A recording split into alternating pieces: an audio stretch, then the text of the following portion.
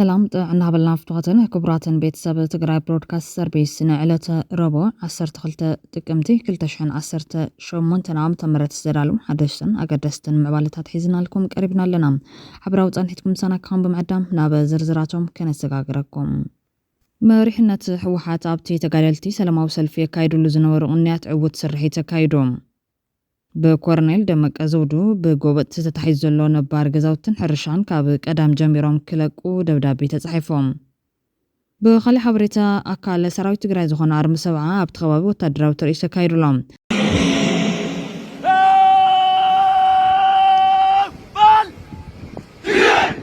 ناي تجيتا توردا لمغانا مسبلتقنا أورام وزما خارو قدات ملكة حبريتا كوت جميرولو بزرزر كنروينام كاب عصب أبناء قرب رحقات جنرال صادقان قبرتنساء قاشا خنتات أقات مولهم بخالي زينا سوميا درونات حبرات عرب إمارات ناو قنبار عصب كم ستوافرو كاسا هاي لمارم أبزرق حبريتا ملخيتوهم إثيوبيا سرحي تراشا زغنا 114 استبهالة على بحر تنسافف نايكينات حيل أير هيليكوبتر تركبها يسرون بمالت مقرماتشون يستاوسالو أبي يمسكولاتشوال ليلا نقريلو سودر شمت چالو بيانس يعني منقد لما مرق نبر يتمتاو بسنت زمن የተሰራች አንድ መንገድ ብቸኛ መንገድ ነበረች በሄሊኮፕተር ሄድኩት በጣም ሀብታም ምድር መሆኑን የሚያጠራጥር ነገር አልነበረው እንዴን አትሊስት ሀብት ለመጠቀም እንኳን መንገድ ቀደም ብሎ መስራት እንዴት አልታያቸውም ብዬ ጠይቅ ነበር ያን እንኳን አልኩት ለመዝረፍ ነበር ግን መዝረፍ የሚለው ቃል ትንሽ ከወድ ስለሚል ነው ለመዝረፍ እንኳን ለምን መንገድ አይሰሩም ነበር አልኩ ይያሉ ንጉስ የሚያስቁት ጌታቸው በዚያ ዘመንና በፊት የነበሩትን እነ አባዱላን እነ ኩማን እነ ጁነድንን ሌባ ነበሩ ይያሉ ካልሆነ በቀር የባሌ ዞን ወረዳዎች መንገድ የሚገነባው በኦሮሚያ ክልል መንግስት እንጂ በኃይለ ማርያም ደሳለኝ እንዳልነበር ጌታቸው ይዘነጉታል ተብሎ አይጠበቅም ነዚያተሙን ካሎ ተገደስቲ ዝበልናይ ምዕባልታትን ከነከፍለኩምና حبራው ጻንሒትኩም ሳናይኾን بقدامنت بكورنيل دمك أزودو بقوة تتحيزولو نبار غزاوتن حرشان كاب قدام جميروم كلق دبدابة تصحيفهم بخال حبريتا أكال سراويت تقرأي زغون أرم سبعة بتخواب وتادراو ترئيتا كايدولام سراويت إثيوبيا دما ببزحين أبكاويتات سلم تكوح الزغاني خوينو أبي ناب عاسب نزقبرو قاسقاس أب معراب تقرأي زول حتو نسو بزدالي من قدك ملس زدالي يمثل بوغن تقرأي دما أبي ناب عاسب تنكيدو نمعراب تقرأي بت تقرأي تدالي من قد نمكوز أرزع لمدليتات بمهلاويو نزياب قمت بمتاو سراويت إثيوبيا أبزلم تقطع تدلي زلام بزعبة معراب تقرأي زملكاتو سنت حبريتات بخلتو يقط مالتون بوغن تقرأين إثيوبيا أبزغنات كان بحدش بزيحهم يركبهم بوغن تقرأي بفلاي بدلبيت ميديا أب سالستي أب معراب تقرأي زل هدمان أبزلم تزلمت خاب سراويت إثيوبيا تتصبتي وزناور خوينام تحبريتا بشينختو من بلتقنا زرقفو أكالاتون مرقاقتي توهي بولام أم معراب تقرأي تا إذا خصات زلو حانتي فرحين هدمانيا هدما من إذا هدم زلو حزي هدمو اللو يوصل اللو يومو already يوصل سلا زلو سكم زي قبرو مالته يكون هذا اللي أخنا قرأكو أما عرب تقرأي هدمان فرحين النهاية زهدم زلو بزي حقاو من قدز مسأي بسفر عيلوم مريتة تحيزوم ناي تقرأي مريتن هافتن وريروم زهاوو لب زلو حلنا زلو يهدم اللو قناتو تقارو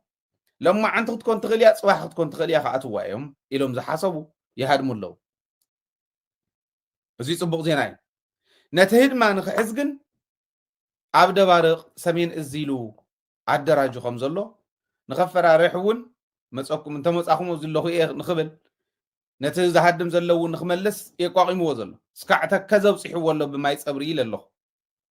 سكعو بتين والله سكعن بما درب بصيح له معات سراويتهم ملالس كأنيو أوزل لهزبنا مسكرنا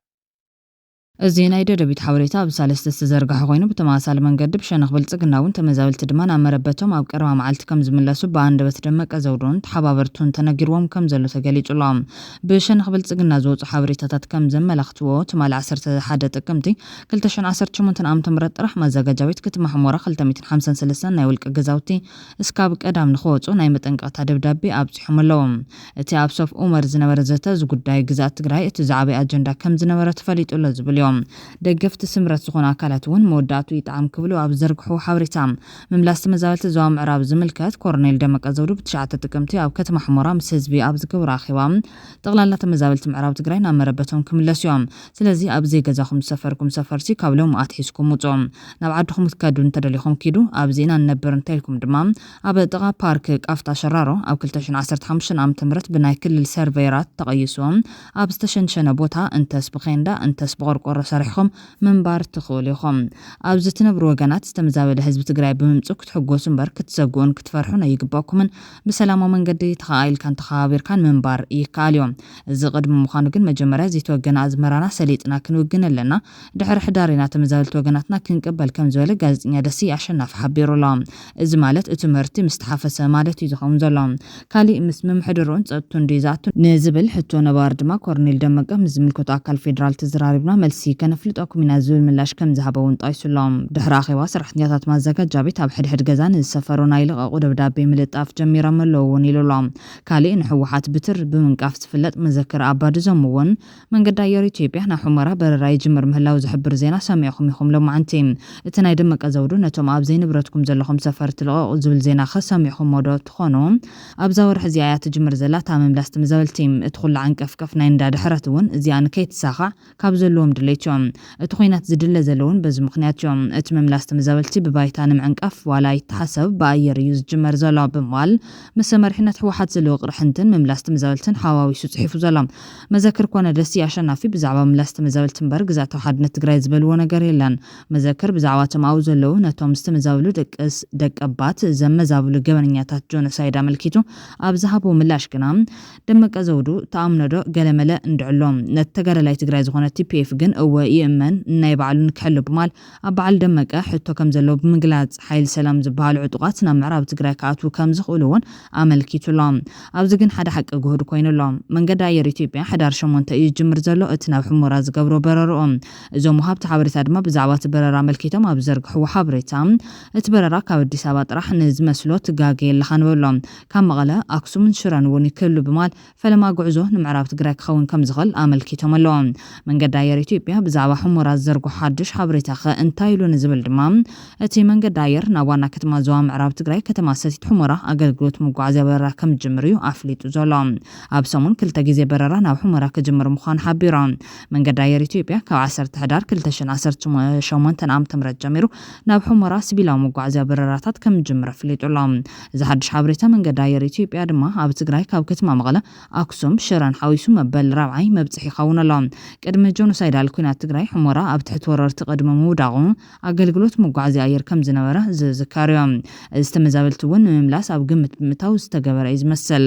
ሰራዊት ትግራይ ድማ ብመሰረቱ ውዕል ፕሪቶርያ ዝተጀመረ ላዕላውነት ናይ ምኽባር ተግባርን ተመዛበልቲ ወገናት ናብ መረበቶም ምምላስን ከምኡውን ሓራ ዘይወፅእ ህዝብና ሓራ ንምውፃእ ክንሰርሕ ኢና ዝብል ቅዋም ከም ዘሎ ዝፍለጥ ኮይኖም ከም ውፅኢቱ ድማ ኣካል ሰራዊት ትግራይ ዝኾነ ኣርሚ ሰብዓ ድማ ወታደራዊ ትርኢት ኣካይዱሎም እዚ ማለት ብመሰረት እቲ ስምዕ ጀነራል ታደሰ ወረደ ዝመርሖ መንግስቲ ንምዕራብ ትግራይ ክርከብ እንተኽኢሎም ኩሉ ነገራት ብሰላም መልክዕ ክሕዝ ካብ ዝወፃኢ ብዝኾነ መንገዲ ተመዛበልቲ መሊስኻ ላዕላውነት ኣይምለስን ዝብል እንተኾይኑ ምምሕዳር ኣብይ ኣሕመድ ናብ ዓሰብ እንትወፈር ናብ ምዕራብ ትግራይ ክንኣቱ ንኽእለሉ ዕድል ዕፁ ኣይኮነን ዝብል መልእኽቲ ዘመሓላለፉ እዮም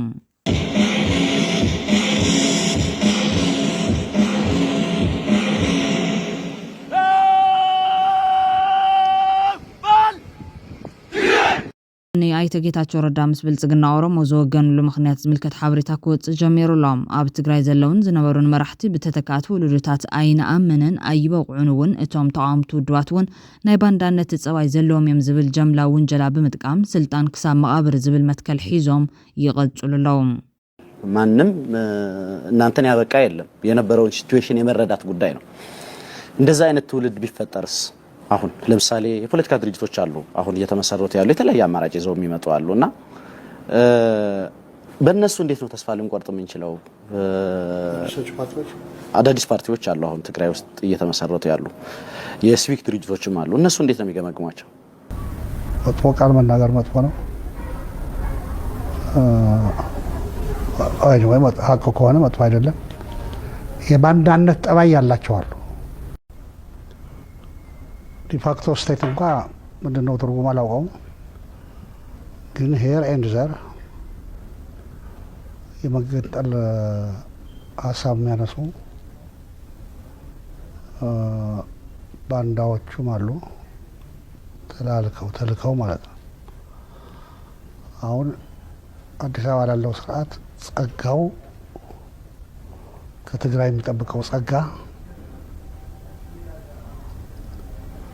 የሚጠብቀው ጸጋ መገንጠል የሚለው ነው። አዲስ አበባ ያለው ስርዓት የዶክተር አብይ አህመድ አንዱ ብሸነኽ ኦሮሞ ዘለው ድማ ናይቶም ሕዝን ሕወሓት ዝመርሑ ዘለው መሓዙት ዝኾኑ ናይ ቀዳማይ ወለዶ ኣመራርሓም ንደቆም ስልጣን ሓላፍነትን እናወራረሱ ሳልሳይ ወለዶ በፂሖም ንከም በዓል ጀነራል ጻድቃን ማለት እውን ንቀዳማይ ወለዶ ሕወሓት ዓዲሞም ብሓደ ወገን በዓል ኣባዱላ ገመዳ ብዝተካእናዮም ወለዶታት ኣየሕፍሩናን ዕድለኛታት ኢና ዝብል መልእኽቲ ከመሓላልፉ ከሎም ከም በዓል ኩማ ደመቅሳ ዝበሉ ድማ ኩናት ጠጠው ብሉ ዝብል ተሪር ተግሳጽ ኣብ ልዕሊ ደቆም ኣብ ሓደ መድረኽ ኣብ ሓደ ግዜ ኣብ ሓደ ቦታ ብሓደ ኮይኖም እዮም ከቕርቡ ተራእዮም ዘለዎም ባሌን አውቀዋለሁ። ባሌን ግን ማቀው ላይውን ነው። ብዙ ጊዜ ተመላልሼበታለሁ። ላለፉት 30 ዓመታት አውቀዋለሁ። ግን ማቀው ላይውን ነው። እውነት ለመናገር በህይወት ኖሬ ይሄ ማየቴ በጣም እድለኛ ነኝ ብዬ ነው የማስበው። በተለይ ደግሞ ከሰሜኑ የሀገራችን ክፍል ለመጣን ሰዎች እንደዚህ አይነት ነገሮች የሚታወቁ አይደሉም። ቢያንስ ሲኒየር የነበረ ሰው ወይ መባረር አለበት ወይ መጥፋት አለበት ሌላው እንዲመጣ እርስ በራሱም እንደዛ ተከባብሮ በጋራ ሆኖ ያከበረ ላለፈውም የጎደለውም እየሞላ ወደፊት መሄድ ሀገርን ወደ ማሻገር ይቻላል የሚል አስተሳሰብ ከዚህ ስብስብ መማር ያለበት ይመስለኛል። በተለይ በሰሜን አካባቢ ላለ አመራሮች ኢሊቶች መማር ያለባቸው ሀገር በእንደዚህ ቅብብሎች ነች ወደፊት መጓዝ የምትችለው። ሰው ለወለደውና ከሱ በታች ላሉ አካላት ሪስፔክት ካለው ሀገር እነሱን ተሸክማ ወደፊት የማትሄድበት ምክንያት የለም የሚለውን መልእክት የሚያስተላልፍ ነው አንዱ የዚህ ስብስብ ብዬ አምናለሁ። የተከበረች ሀገርና ሕዝብ እንሆናለን የሚል ተስፋ ሰጥቶኛል። ይሄንን የተጀመረውን ተስፋ በሙሉ አቅም ተግባራዊ እንዳናደርግ ግን እንቅፋት የሚሆኑ ነገሮች አሉ። ሁለት ናቸው ለኔ። አንድ የሰላም ችግር። ዛሬ ኢትዮጵያ ውስጥ በኔ እምነት ጥይት የሚተኮስበት ምክንያት አለ ብዬ አላምንም። ባሌ ለዚህ ትልቅ ምሳሌ ነው። ለምንድን ነው መሳሪያ የሚያነሳው ሰው ሐሳቡን በነጻነት መግለጽ የማይችል ከሆነ መጠየቅ የማይችል ከሆነ ስለተናገረ የሚገደል ከሆነ መብቱን ለማክበር መሳሪያ ማንሳት አለበት። አንስተዋል ባሌ በዚህ ዘመን። ዛሬ እኔ እንደሚገባኝ እስከማውቀው ድረስ ባሌ ደግሞ ሰላምን መርጦ ሰላም ነው ይሄ ዞን ትልቅ ምሳሌ ነው። በዚህ እኔ የኢትዮጵያ ሕዝብም ፓርቲውም መንግስትም በከፍተኛ ደረጃ ማውገዝ ያለብን ይሄንን የጀመርነው እናስቀጥል ከተባለ የጥይት ተኩስ መቆም አለበት። ይሄንን ህዝቡ በዋናነት መውሰድ አለበት ብዬ አምናለሁ። እሱ ከሆነች ሀገር ተስፋ አላት፣ ታሪካችን ይቀየራል። ስለዚህ አንዱ በዚህ አጋጣሚ መናገር የምፈልገው ይሄንን ነው። እዚ ዝኸውን ዘሎ ብመሪሕነት ሕወሓት ዝተመስረተ ኦህዴድ ንመስራቲኡ ሕወሓት ቀዲሙ ድሕሪ ዝገብሮ ዕውት ናይ ምትኽኻእ መስርሕ እዮም። ኣብዚ እቶም ኣብ ተንቤን ንኦህዴድ ዝመስረቱ ዝርከብዎም ኣመራርሓ ግርማ ብሩ፣ ኣባዱላ ገመዳ፣ ኩማ ደመቅሳ፣ ሶፊያን ኣሕመድ ኣብ ስልጣን የለውን። ብርግፅ ንግርማን ኣባዱላን ስርዓት ናትና እዩ ብዝብል ተገዳስነት ርሕቕ ኢሎም የማኽሩ። ናብቶም ድሓር ዝመፁ ካልኣይ ወለዶ ተተካእትን ሕለፍ ኣስቴር ማሞ፣ ደሚቱ ሃምቢሳ፣ ሙክታር ከደር፣ ወርቅነህ ገበዮ ሎሚ ኣብቲ መሪሕነት የለውን። ናብ ሳልሳይ ወለዶ ንሕለፍ አብይ አሕመድ፣ ሽመልስ አብዲሳ፣ አዲሱ አረጋ፣ ሲሳይ ቶላ፣ ደመላሽ ገብረ ሚካኤል ወዘተ እዚኣቶም እዮም ዳርጋ ነባር መራርሓ ኮይኖም ኣብ ስልጣን ዘለዎም። ብግምጣሉ ግን ተተካእቲ ወለዶታት ቡቕዓት ኢኮኖን ተቃምቱ ናይ ባንዳነት ፀባይ ዘለዎም እዮም ዝብል ጅምላዊ ብይን ዝሓዙ ንዶክተር ደብረጽዮን፣ ወይዘሮ ፈትለወርቅ፣ ኣይተ ጌታቸው ኣሰፋን እቶም ብድሕሪት ዝምውልዎም ከምነ ኣቦይ ስብሓት ዝበሉ ሰባት ሓዊስካ ነቲ ብ1960ታት መወዳእታት ዝነበረና ብሄራዊ ሕቶ መልሲ ክህቡ ናብ ደደቢት ዝወረዱ እዮም። ምስቶም ሳልሳይ ወለዶ ኦህዴድ ዝኾኑ በዓል ኣብይ አሕመድ ክንገጥም ኢና ኢና መንእሰይ ግን ኣብ ሓይላዊ ጎነፅ ጥራሕ እዩ ዘድልየና ዝብሉ ዘለዎም ሎሚ ድሕሪ 15 ዓመታት ንዘለውና ብሄራዊ ሕቶታት ክምልሱን ዕጫና ክውስኑን ትፅቢት ዝግበረሎም እውን ንሳቶም እዮም ካብ ዝተበጊሶም እንታይ ወሪድና ዝብሉ ተዓዘብቲ ናይ ወዲ ሰብ ዓቕሚ ውስን እዮም ንነዊሕ ግዜ ኣብ ስልጣን ኮፍ ኢሉ ዕድመና ወስኸ ብዝኸደ ቁፅሪ ድማ ምንም ሓድሽ ነገር ከመንጮ ይኸለን ናይ ቅልውላው ናይ ምቁፅፃር ዓቕሚ እውን እናበለ ዝኸይድ ንዑይና እውን ከም ብሄር በተደጋጋሚ ናብ ዕንክሊልና ኣቱ ዘለና ክሳብ ሎሚ ንዝነበረ ማስተዋፅኦ ክብሪ ክወሃቦም ይግባእ ክሳብ ናብ ዳግም ምጽኣት በዚ መንገዲ እዚ ክቕፅሉ ግን ናይ ጥዕና ኣይኮነን ይብሉ እኳ እንተሃለዎም እቶም ቀዳሞት ወለዶታት ሕወሓት ዝኾኑ ጀነራል ጻድቃን ገብረትንሳኤ ዝመርሖ ክንፊ ብሓደ ወገን ዶክተር ደብረጽዮን ገብረሚካኤል ዝመርሖ ብኻልእ ወገን ግን ስልጣን ክሳብ መቓብር ዝብል ቅዋም ዝሓዙ ኮይኖም ነዚ ድማ እዩ እና ኣይተ ጌታቸው ረዳ ምስ ብልጽግና ኦሮሞ ዝወገንሉ ምኽንያት ዝምልከት ሓበሬታ ክወፅእ ጀሚሩ ዘሎ ኣብዚ ሕጂ ግዜ ትግራይ ለውጥ የድልያ ኣብዚ ሕጂ ግዜ ዝመንእሰይ እዚ ለውጥ የድልያ እዚ ለውጥ እዚ ዘይተበረዘ ማንም ዘይጎተቶ በቲ ናይ መንእሰይ ናይ ባዕሉ አይዲዮሎጂ በቲ ናይ መንእሰይ ናይ ባዕሉ ምሕሰቢ በቲ ናይ ተመድረኽን ናይቲ ግዜን ዝምጥን ፖለቲካዊ ትንታነ ክኸውን ይኽእል ኣለዎ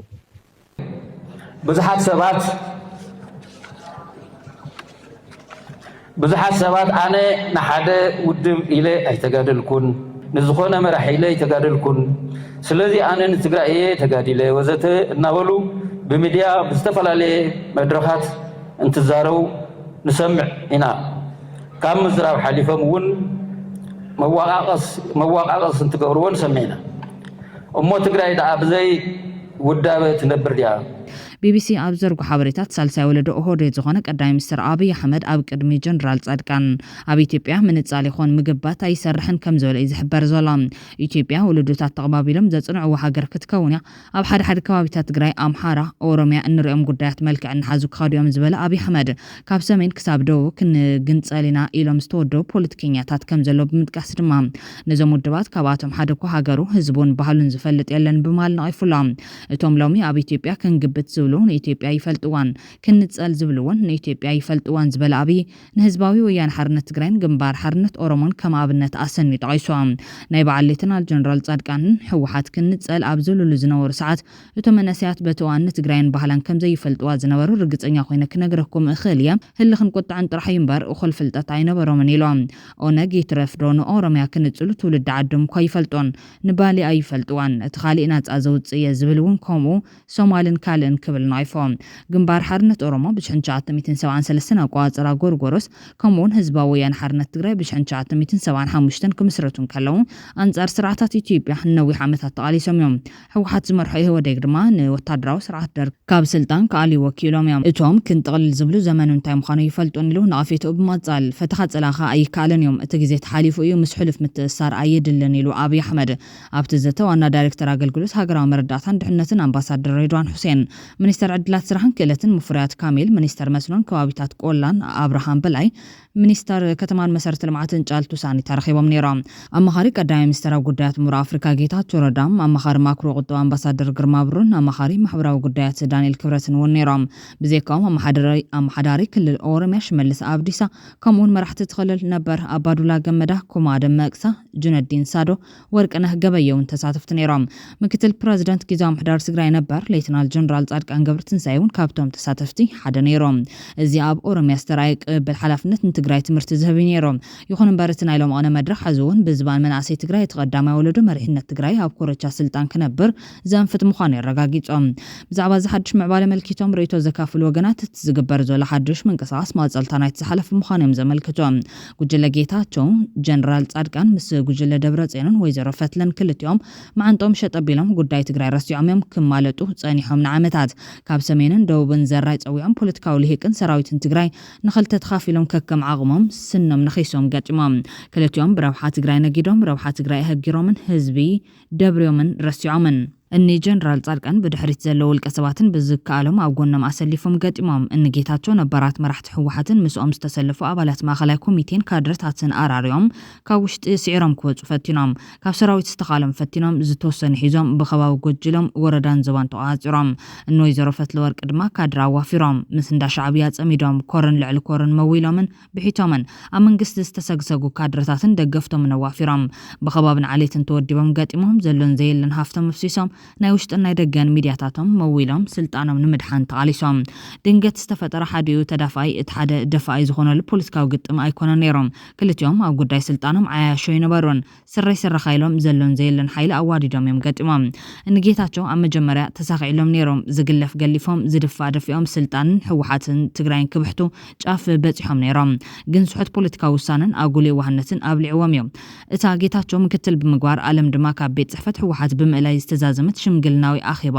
ንሽቲ ዓወት ትመስል እንጌታቸው ግን ካብ ትግራይ ደፊኣ ዘውፀትን ዘብልዕቶም ስሑት ፖለቲካዊ ውሳነን የዋህነትን ነይራ በማል ነቲ ኩነታት ዘዘኻኽሩ ወገናት ይገልጽዎም በመቐጻል ብድሕሪኡ ስኖም ንኺሶም ተገጠሙ ዝረኸብዎ ንሽቲ ዓወት ዓቂቦም ተተቃለሱ ኣይቀንዖምን ብድሕሪኡ ጣዕሙምን ንዓለም ሰግሲጎም ናብ ቤት ጽሕፈት ሕወሓት ክኣቱ ዝተስማዕምዑላ ወይዘሮ ፈትለወርቅ ልዕሊ ዓለም ተዓጥቃትሎም ጉጅለ ፈትለወርቅ ደብረጽዮንን ሓድሽ ፀረ መጥቃዕቲ ከፊቶም ጉጅለ ጻድቃን ወጌታቸው የሻል ኣቢሎም ወታደራዊ ኣዘዝቲ ኣብ ጎኖ መሰሊፎም ፖለቲካዊ ፕሮፓጋንዳን ካድሮምን ኣዋዲዶም ንጌታቸውን ጻድቃንን ካብ ግምትን ሕወሓትን ኣባሪሮም ጉጅለ ደብረጽዮን ወፈትለ ዳግም ህይወት ዘርያ ቁርብ ትንፋሳት ቅጽለሉ እትኽእል ዕድመ እውን ረኺባ ሓደ ሓዲኡ ደፋይ ሓዲኡ ተዳፋይ ዝገብሩ ደገፍቲ ክልቲኦም ጉጅለ ኣለዎም ሓዲኡ ብጽፍዒት እናወቕዐ ሓዲኡ ከም ቃል ጎይታ ኢየሱስ ካልኣይ ገጹን ሃበ ዝነበረ ይኮነን ክልቲኦም ይቀጣቐጡን ይማለጡን ነይሮም ዝኽእልዎን ዝመልክዎን ፖለቲካዊ ሽርሕን መንገድን ኩሉ ኸይዶም እዮም ውጽኢቱ ድማ ከምታ ንሪኣ ዘለና ኮይና ማንም ንማንም ኣይሕንደወን ብዝኽኣልዎ ተቓጣቒጦም እዮም ግና መወዳእታ ገና ይበፅሕናን ዝብል መዘኻኸሪ ብምሃብ ሕዚ ምዕብል ዘሎ ኩነታት ተረዲኦም ከምዚ ናልካስ ናርኣኻ ስኡልካ ምቕማጥ ስለ ዘይከኣል እዩ እቶም ዋና ሰብ ሓይሊ ግን እቶም መናእሰይ እዮም ይዓምፁ ክዕምፁ እዮም ዘለዉ እቲ ናይ ቅድሚት ተስፎኦም ናይ ምልምላም ናይ መጀመርያ መንገዲ ነቲ ህዚ መውቅዕ ሒዝዎም ዘሎ ሓይሊ ችድ እንድዕልኻ ምባል እዩ እምብለናይ ምባል እዩ ስለዚ በብኻባቢኦም እናተወደቡ ከጋጥሞም ዝኽእል ሓደጋ ንእሽተይ እናተኸላኸሉ ኩሎም ብሓደ ግዜ ተወፂኦም ድማ እቲ ሓደጋ ኮምፕሊት ጥርሑ እዩ ዝተርፍ ብፍላይ ምስቶም ኣብ ሰራዊት ዘለዉ መናእሰይ ተተቐናጅዮም እውን እቲ ሓደጋ ዓርዩ ንእሽተይ ዝኸውን ኮምፕሊት እውን ክተርፍ ይኽእል እዩ ዝኾነ ይኹን ግን ክዕምፁ ኣለዎም ብዚ ስርዓት እዚ እናተሸማገልካ ንእሽተይ እዚ እናበልካ ለውጢ ክመፅእ ይኽእል ስለዚ ሓድሽ ለውጢ ንክመፅእ ክዕምፁ እዩ ዘለዎ ገና ኣብ ጎኖም ዘሰለፎም ወታደራዊ መራሕትን እግረኛ ሰራዊትን ሒዞም ካብ ሰሜንን ደቡብን ዝፈጠርዎ ጽምዶታትን ትሩፋትን ገይሮም ገና ሓመድ ክበሃልኦም ዝሞዳሞዱ ዘለው ብማል ሓደገኛ መንገዲ ናይዞም ስልጣን ክሳብ መቃብር ዝብሉ ዘለው ነባራት ኣመራርሓ ብምቅላም ንስልጣን ክብሉ ገና ኣብ ትግራይ ክገጥሙ ኣብ ትግራይ ገና ክዳሙ እዮም ሕርድግ ዝብሉ ዘለዎም ብኣኼባን ፕሮፓጋንዳዊ ምጥቕቃዕን ዝነበረ ብታንክን ድሮንን ብእግረኛን ሓይሊ ኣየርን ክዛበጥዮም ዝሓስቡ ዘለዎም ጉጅለታት ሕወሓት ገና ምትፍናነ ይብቅዑን ሓደ ስዒሩ ትኻሊእ ኢዱ ሂቡ ኣይተዛዘመን ናብ ካልኣይ ብርኪ ሓሊፉ ሓደ ብርኪ ንላዕሊ ሓፊሉ ብኣኼባ ዘይተወድአ ብተኽሲ ክኽንበት እዩ ዝዳለ ዘሎ ብማል መንእሰይ ኮነ ህዝቢ ብዛዕባ እቲ ዝሕሰብ ዘሎ ግንዛበ ክሓድሮ ከም ዝግባዮም ገሊፆም ዘለዎም ኣብ ማእኸል እዚ ቁልጭ እናበለት እትርኢ ትግራይ ዘዕበየቶም ደማሙ ገበል ሒዞሙላ ዝመፁ ዘለው ደቃ እናርኣየት እዝግዮ እናበለት ትምህለል ምስኪን ኣደያ ትሕዘን ደቃ ብሰንኪዞም ጉጅለታት ዳግም ክረግፉ ደመ ኸልቢ ኮይኖም ክትተርፉ ብድውላ ክትርኢ ተፈሪድዋ መሬት ትግራይ ብደም ክትሕፀብ ኣዕፅምቲ ዕሸላት ተጋሩ ክሽከም ተፈሪድዎ ኣሎ ዓድና ብሓኸለ ደማሙ ብደም ጠልቅያ መሬታ ኣዕፅምቲ ዕሸላት ተጋሩ በዚሕወስ ውሒጡ እውን ከም ንቡር ብሓመድ ክሽፈን ከቢድዎም ዓድና መከራ በዚሖም ወላዲት ትግራይ ንባዓታ መወዳእታ ሲኢኖም ዘዝባፅሐ ወለዶ ብኹናት ተበሊዖም ብድውሉ ዝሞተን ተስፍኡ ዝፀንቀቐን ናይ ቃኤል ናብራ ዝነብር ትግራዋይ በዚሕሎም ኣየ ትግራይ ኣየ ወላዲ ትግራይ ብማል ድማ እቲ ኣብ ልዕሊ ትግራይ ዝወረደን ክወርድ ዝሕሰብ ዘሎ መዓትን ዘስካሕክሕ ምዃኑ ይገልጾም ብግልፂ ማለት ፀጎምኩም ኣይተኣምኑ ሽጉርቱን ብኣግባብ ኣይትፈትሑ ስለምንታይ ንምንታይ ህዝብ ራያ ፀገም ዝስእል ንምንታይ ኣነ ባይዘወይ ዝፈርሐሉ ምንስ እውን ስለዘይብለይ ማለት ስለዚ ንምንታይ ህዝብ ራያ ሆይሉ ወፅኡ ንምንታይ ደው እምበር ብስራሕ ክፍታሕ ስለምንታይ ንምንታይ ኢና ትግራይ ኣነሲ ንግስ ይኣምኑ ኣነ ይፈጠርኳ እስቲ ይኾነ ፈጢርዋ ንሳትኩም ባዕልኩም ፈጢርኩማ ማለት ካልኣይ ኣብ ትግራይ ዘሎ ማለት ብሓፈሻ ኣነሲ ንዓኻ ዘይድግፈካ ተኮይነሲ ምግበይ ማለት ብሓሳብ ንዓኻ ዘይድግፈካ ተኮይነሲ ምስ ትግራዋይ ይተሓሓዝ ማለትስ أنا حسابك خد بفكاي كده مالتس حسابك يحكيلو حسابنا كاي دغفو زي دغفو تكون عاد دغفو هذا حسابك خد قبول أنت تلاقي كم يلا نمنتعي كنت حزن نفسي إيه فتك حصلنا عزيزي بك أنا ترى تلاقي جازمي ما متفق باندا بهالزول باندا أنا بايدو باندا ما نخان حدا هاتنا بقول سمعني مناتو باندا أنا تهاز نور فاتس كيرم لكم تجاي وأنا حتى باندا خوي نسي نمنتعي لا توصل لك استعرف زي كذا أنا قراداتي إنما سيد باندا ኣብዚ ጉዳይ ተደሪኾም ሓድሽ ጥምረት ኦሮ ትግራይ መቐፀሊ ዕድመ ስልጣን ብልጽግና ዶ መዋጽኦ ትግራይ ክብል ዝሓትት መንእሰይ ዜማስ ጽጋብ በወጋኖም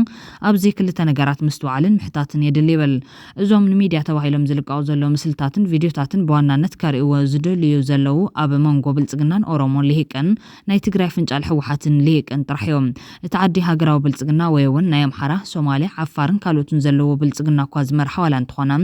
ኣብዚ ብፍሉይ ዝረኣዩ ዘለዉ ግን ኣመራርሓ ብልጽግና ኦሮሞን ናብኡ ዝቐረቡ ወይ ዝገብሩ ልሂቃን ኦሮሞን እዮም እዚኦም ንበይኖም ምስ ናይ ትግራይ ፍንጫል ሕወሓት ዝተደፍኡ ናይ ነበር ግምት ኣባላትን ብልጽግናን ትግራይን እዮም እዚ ክልተ ነገር የርኢ ሓደ ኣብ ቀረባ ርሕቀት ጉዳይ ብልሂቃት ብልጽግና ኦሮሞ ዝለዓለ ትኹረት ዝወሃቦ ጉዳይ ሕወሓትን ትግራይን ምዃኑ ዘርኢ እንትኸውን ከም ካልኣይ ድማ ብልጽግና ኦሮሞ ብቐጻልነት ክቐርጾ ዝደሊ ዘሎ ፖለቲካዊ ኣሰላልፋ መንጎ ልሂቃትን ትግራይን ኦሮሞን ስትራቴጂክን ስልታዊ ምሕዝነትን ከም ዝኾነ ብደንቢ የረድም ብልጽግና ኦሮሞ ካብ ሓይልታት ፓን ኢትዮጵያኒስትን ልሂቃን ኣምሓራን ዝበጽሑ ዘሎ ጥቃት ፖለቲካዊ ፕሮፓጋንዳ ንስልጣኑ ፈተና ከም ዝኾነ ካብ ምርዳ ሓሊፎም ነዚ ግብረ መልሲ ንምሃብ ዘድልዮ ፖለቲካዊ ጥምረትን ኣሰላልፋን ካብ ብሕዚ ምስትኽኻል ምጅማሩ ኣየርእን ንትግራይ ንምጥቃዕ ትደሊ ብዋናነት ኦሮ ኣማራ ዝወለዶ ልሂቃን ኣሰላልፋን ሒዙ ብልጽግና ኣምሓራ ኣብ ቅድሚ ተሰሊፉ ከም ዘመተ ብቐጻልነት ኣብ ልሂቅ ኣምሓራን ሻዕብያን ክገብሮን ዝሓስብ ዘለዎ ፍሪ ልሂቃን ተጋሩ ንቅድሚ ተሰሊፉ ኦሮ ትግራይ ዝብል ጥምረት ፈጢሩ ንምውፋር ከም ዝስለፍ ዘሎ ግልጽ ይገብር ኣሎ ክብል ይገልጾም ካልኣይ እዚ እሞ ብውሽጢ ክገብሮን ክሰርሖን ኣይክእልን ድዩ ንምንታይ ናብ ሚድያ ብዝብርኪ ኣውፂኡ ምግባር ድልዎ ዝብል ሕቶ ስዒቡ ምልዓሎ ይተርፍን ዝብል ዜማስ ጽጋብ ኣብ ዝዋን ክልተ ነጥብታት ምልዓል ይካል ሓደ ኣብ ውሽጢ ናብ ደገን ዘለዉ ፖለቲከኛታትን ዕጡቃትን ሓበራዊ ጥምረት ፈጢሮም ብልጽግና በይኑ ተሪፉን ሞቱ ተቃሪቡን ከም ዘሎ ዘምስል ፖለቲካዊ ምስሊ ብምፍጣሩን ልሂቃት ኣምሓራ ድማ ብተግባር ኣብ መሬት እውን እናሰዓርዎ ብፕሮፓጋንዳ እውን ጥሩሕ እናትረፍዎ ይኸዱ ስለ ዘሎ እቲ ንበይኑ ተሪፉ ዕርባኑ ቀሪቡ ዝመስል ምስሊ ምፍሻልን ግብረ መልሲ ንምሃብ ኣድላይ ኮይኑ ስለ ዝተሰምዖን ሓድሽ ጥምረት ሓድሽ ኣሰላልፋን ደጋፍን ከም ዝፈጠረን ከም ዘለዎን ንምርኣይ ዝስራሕ ምስሊ ናይ ምስትኽኻልን ናይ ምቕራፅን ናይ ሚድያ ፕሮፓጋንዳ ስራሕ እዮም ኣብዚ ሓድሽ ተደማሪ ዘርፈደ ተደማሪ ልሂቅ ትግራይን ኣብ ቁርፂ ሰዓት ዝበፅሑሉን ምስሉ ኣብ ምዕራይ ዓብዪ ውዕለታ ዝወዓሉሉን ጌርካ ምውሳድ ይከኣል ይብሎም ኣስዒቡ ድማ እዚ ሓድሽ ጥምረት ኦሮ ትግራይ ፖለቲካዊ ህይወትን ዕድመ ብልጽግናን ካብ ምቕጻል ብዝሓለፈ ናይ ቀጻል ፖለቲካዊ ዓላማታትን ባህግታትን ብልጽግና ኦሮሞ ኣብ ምስኻ ዓብዪ ግደ ዘሎ እዮም ብዝሓለፈ ዓብዪ ሄልሜት ማለት እውን መከላኸሊ ሓደጋ ርእሲ ከይገበራ ንጻድቃን ጌታቸውን ሄልሜት ዝገበረ እውን ኣብ ምቕጻል ፖለቲካዊ ስልጣኑ ብሕታዊ ሰብ ዓብዪ ግደ ስለ ዝኾኑ እዮም ኢልካ እውን ተቐሊልካ እቲ ቀልዲ ንእሽተይ ሓቅታት ዝተጎዛጎዘ ቀልዲ ኢልካ ዝውሰድ ቀልዲ ይኸውን ዝብል ዜማስ ብልጽግና ብኢኮኖሚ ተዓዲ ኣብ ዓዘቕቲ ተኣዚኻ ዝወለዶ ልዕሊ ናይ ብሄር መስመር ዝተሻገረ ብሄር ዘይገደቡ ሃገራዊ ዓመፅ ከይለዓሎ ኣብ ስጋት ብዝኣተወሎም ብፖለቲካን ፕሮፓጋንዳን ፓን ኢትዮጵያኒስት ሓይልታት ፖለቲካዊ ዓቕምን ፕሮፓጋንዳን ብልጽግና መሬት ክዘብጥ ገይሮም በብዋኑ ኣብ ልዕሊ ዝግበር ፕሮፓጋንዳ መጥቃዕቲ ክብናበለ ኣብ ዝኸደሉን ክከላኸሉ ኣብ ዘይኽእሉሉን በርኪ ኣብ ዝበፅሐለዋን ናይ ደገን ናይ ውሽጥን ሰላማዊ ተቓለስቲ ውድባትን ውልቀ ሰባትን ኣብ ልዕሊኡ ሓበራዊ ግንባር ካብ ምፍጣር ሓሊፎም ምስቶም ኣብ ልዕሊ ሰራዊት ብልጽግና ወታደራዊ ዓመፅ ዘካይዱ ዘለውን ሓበራዊ ግንባር ኣብ ምፍጣር ዝርከቡ ዕጡቃት እውን ተናቢቦም ክዘምትሉ ዝኽእሉ ኣገባብ ኣብ ምፍጣር ኣብ ዝርከበሉዋን ሻዕብያ ምስ ሕወሓት ፋኖን ገለ ክፋል ኦላን ሓበራዊ ግንባር ፈጢሩ ስርዓት ብልጽግና ብወታደራዊ ዓመፅ ክውገድ ኣብ ዝምክሩሉ ሃዋህውን ኣብ ውሽጢ መዓልታት ወይ ድማ ሰሙናት ኩናት ኩላ ኣብ ዝኽእለሉ ወቅቲ እዚ ሓድሽ ምስልን ጥምረት ኦሮ ትግራይን ንቅድሚት ምምፃን ምስራፅን ዕድመ ስልጣን እዚ ሓይሊ ኣብ ምቕጻል ዓብዪ ግደ ዘለዎ እዮም ስለዚ ዝተጸንዐን ዝተዋደደን ስራሕ እዩ ዝስራሕ ዘሎ ክብል ይረዳ ካልእ ዘስመረሉ ነጥብ ድማ እዚ ምስሊ ሓድሽ ጥምረት ንቅድሚት ብምድፋእ ንተቃወምቲ ንልሂቃት ኣምሓራ ኦሮሞ ትግራይ ሕወሓት ፋኖን ሻዕብያን ብልጽግና ኦሮሞ ብዋናነት ዘመሓላልፎ መልእኽቲ ከም ዘለዎ ኮይኖም ዋና ተጠቃሚ ምዃኑን ሒዝና ብቶም ኣርፈቲ ተደመርቲ ተጋሩ ከምና ኣብርሃም በላይ ዝበሉ ቀዲሞም ዝተደመሩ ስለ ዘለው ዘሎ ጥቕሚ ምርኣይ እውን ከድሊ እዩ ዝብል ኮይኖም ንጌታቸውን ጻድቃንን ካብ ትግራይ ብሓይልን ፖለቲካዊ ሽርሕታት ሕወሓትን ተደፊኦምን ተሳዒሮምን ዋላ እንትወጾም ኣብ ትግራይ ቀሊል ዘይበሃል ፖለቲካዊ ድጋፍ ዘለዎምን ምስ ከምና ዓረና ባይቶናን ካልኦት ደቀቕትን ኣናእሽተይን ውድባት ተጃሚሎም حبراو ግንባርን ምንቅስቃስን ፈጢሮም ዝንቀሳቀሱ ዘሎ ፖለቲከኛታቸው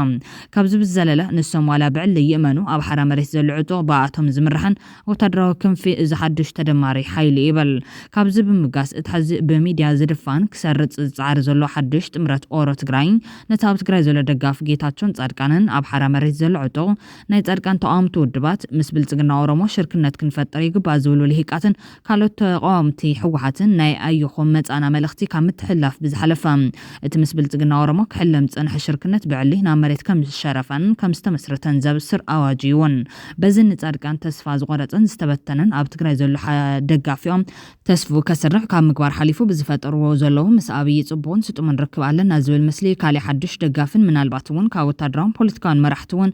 ከስልሙን ከስልሎን ዝኽእልሉ ናይ ምርኣይ ምስሊ ዝፈጥረሎም ክብል እዩ ገሊጹ ዘሎ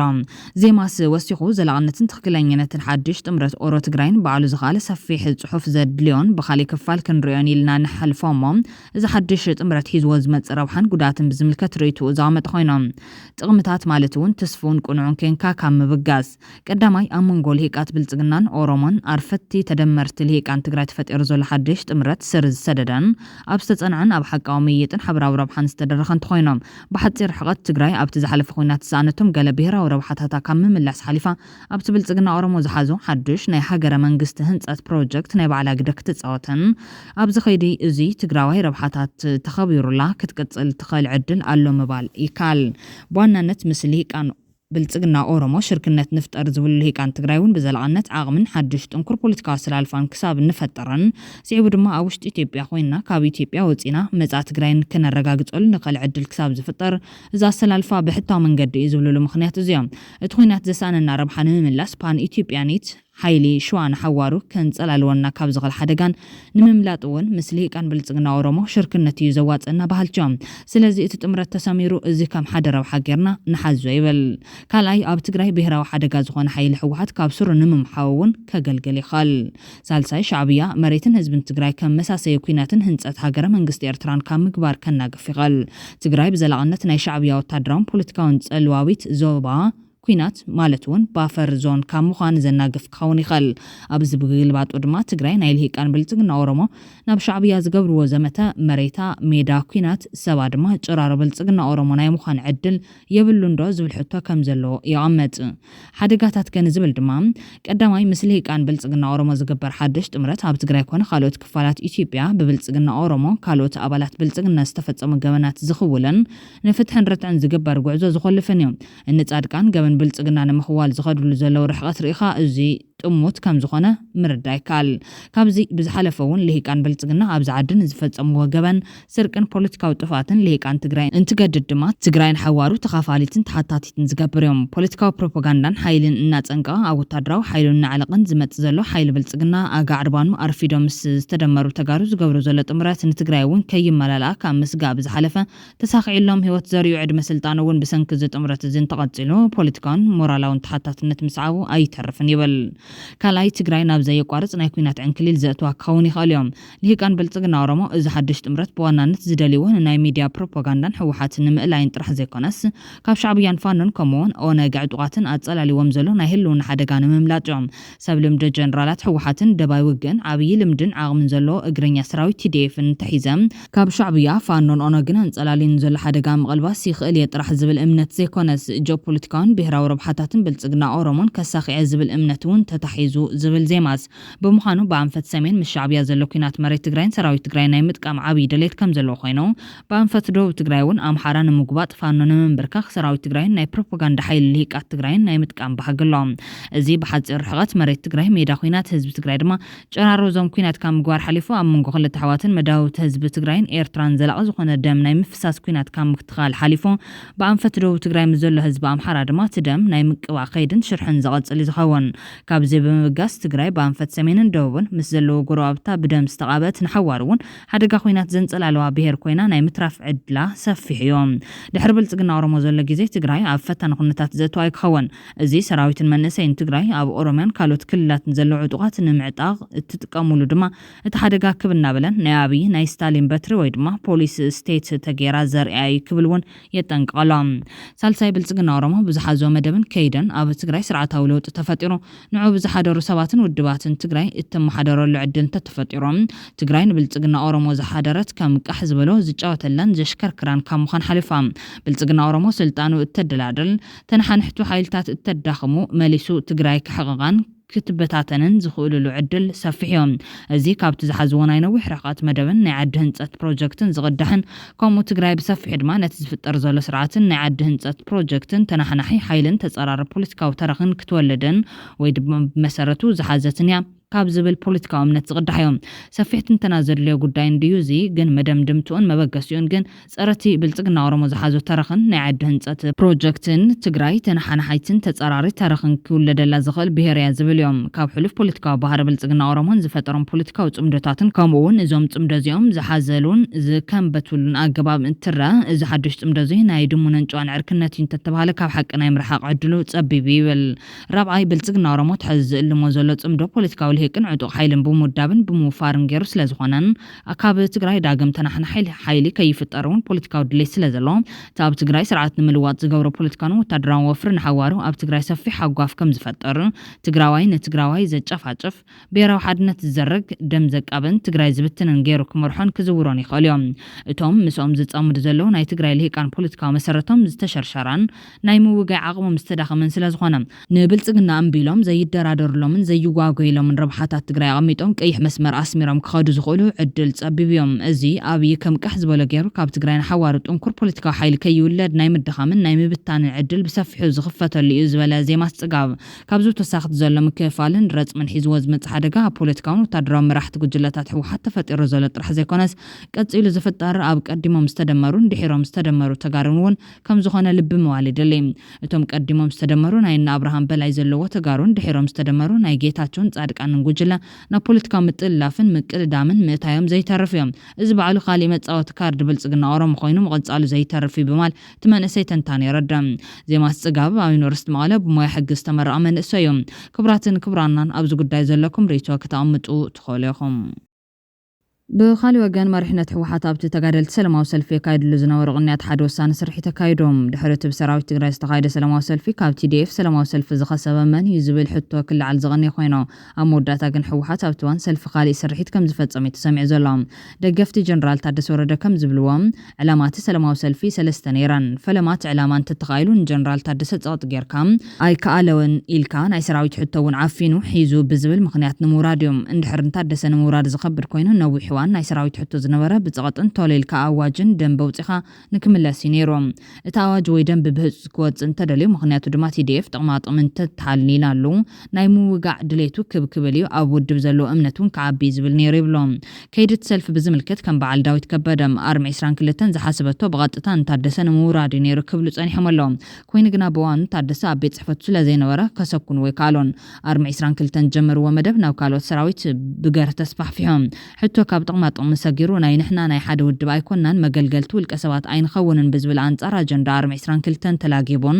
ዝበዝሐ TDF ብገርህ ተቃውሞ ወሲድዎም ኣብ ዝዋን ቤት ጽሕፈት ሕወሓትን ጀነራላትን ተደናጊጾም ንኻሊዎ ድማ ፈቲኖም ኣይተዓወቱን ብፍላይ ንኣርሚ 50 ካብ ወዳን ጥሩ ተልእኾ ዝተዋሃቦም ኣለው እዮም ቶሎ ይተኣለ ብዝብል ገምጊሞም ብድሕሪኡ ታፈለማ መፈንቅለ መንግስቲ ዝሓሰበት ኣርሚ 22 ይቕረታ ክትብል መደብ ተዋሂብዋ ድምፂ ወያነን ጋዜጣ ወያነን ዘዳለዎ ተዋስኦ ተገይሩ ይቕረት ተሓቲቶም ተባሂሎም በዚ መሰረት ኩልና ኣርምታት ማሳል መድረኽ ብውሽጢ ተልእኾ ብዝተዋሃባና ተመረጹ ክዛረቡ ተገይሩን ይግበር ኣሎን ዝብል ኮይኖም ውጽኢት ሰላማዊ ሰልፍ ብዝምልከት ድማ ሰራዊት TDF ብሓቂ ተዓዊትዮም ብሰለስተ ምኽንያት ብማልዮም ዝምግቱም እቲ ምኽንያት ካሙጡን ከለው ድማ ዝደልይዎ ጥቕማጥቕሚ ዘርክብ ኣዋጅ ወይ ደንቢ ወፂሎም ቤት ጽሕፈት ሕወሓት ንክዋግኡሎም ከም ህያብ ዝሓሰብዎም ዋላ ጥቕማጥቕሚ ረኺቡ ክዋገሎም ከም ዘይኽእል ገምጊሞም እዮም ንህዝቢ ትግራይ ሰራዊት TDF ዘለዎ ውሽጣዊ እምነቶም ገሊጾም እዮም ዋላኒ ምሰል ይቕረታን ተሓተቱውን እቲ ዕላማ ክሳብ እታ ዝደልይዋ ጥቕማጥቕሚ ክሳብ ዝረኽቡ እምበር ብዘይካ ንዓዱን ሉኣላውነቱን ንስልጣንን ንጽምዶን ተሪሩ ዝዋግኦሎም ከም ዘየለ መልእኽቲ ኣሕሊፉ ክብልዮም ዝገልጹ ዘለዎም በቲ ካሊእ ገጽ ግን መሪሕነት ሕወሓት ኣብ ተጋድል ሰላማዊ ሰልፊ የካይድሉ ዝነበሩ ቅንያት ሓደ ውሳነ ስርሒ ተካይዱ እዩ ዝበሃል ዘሎ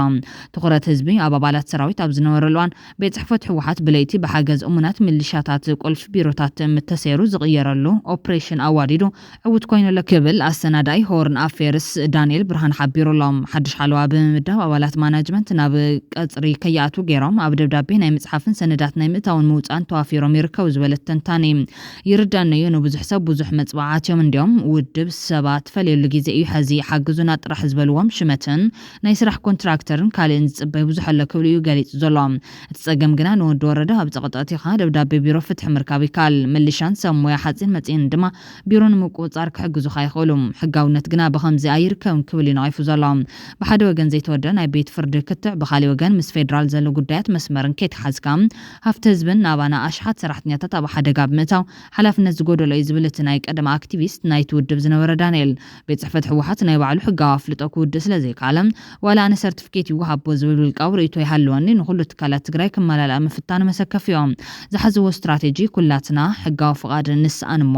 ብሓባር ተቓሊስና ክንምልሶ ኢና እዩ ዝመስል ተዘይኮይኑ ትእምት ኣፍልጦ ህዝቢ እምበር ኣፍልጦ ቤት ፍርድን ትካላት ፌደራልን ኣየድልዮን ጽምዶ ማለት እውን ኮንትሮባንድ መማረፂ ዝብሉ ኣይመስለንን ኢሉ ኣሎ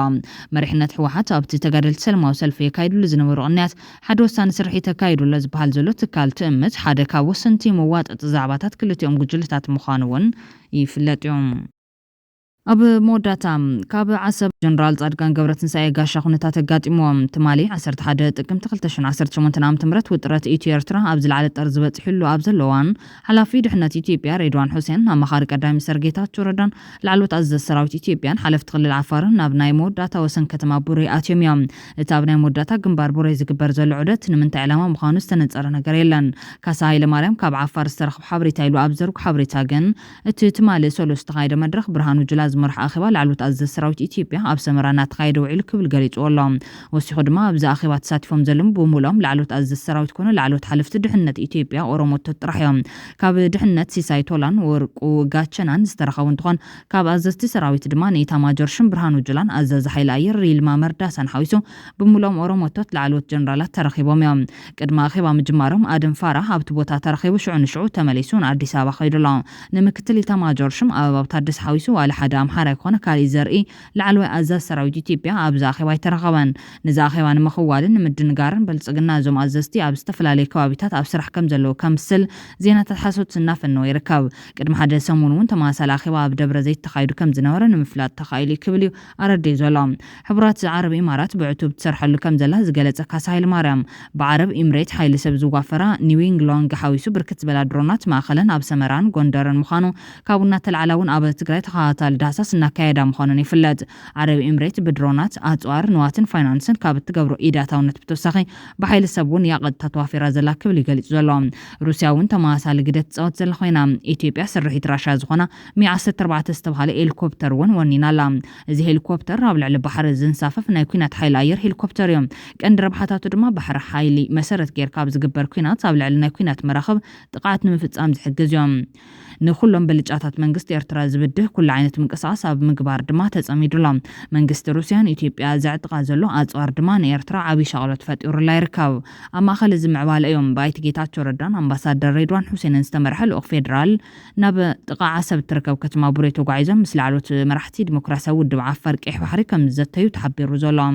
ብረት ሰልዕሉ ኣንጻር እቲ ኣብ ልዕሊ ህዝቢ ትግራይ ህዝቢ ዓፋር ደንካል ይኾነ ኣብ መላእ ኤርትራውያን ናይ ብሄራዊ ምፅራይ ገበናት ዝፍጽም ዘሎ ስርዓት ኢሳያስ ኣብ መቀላስ ዝርከብ ዲሞክራሲያዊ ውድብ ዓፋር ቀይሕ ባሕሪ ሰራዊቱ ናብ ኣንፈት ዓሰብ ከም ዘንቀሳቐሰ ክነገር ጸኒሕዮም ብድሕሪ ዝዑደት እዩ ጀነራል ጻድቃን ገብረትንሳኤ ጋሻ ተጓንፎ ኣጋጢሞ ዘሎ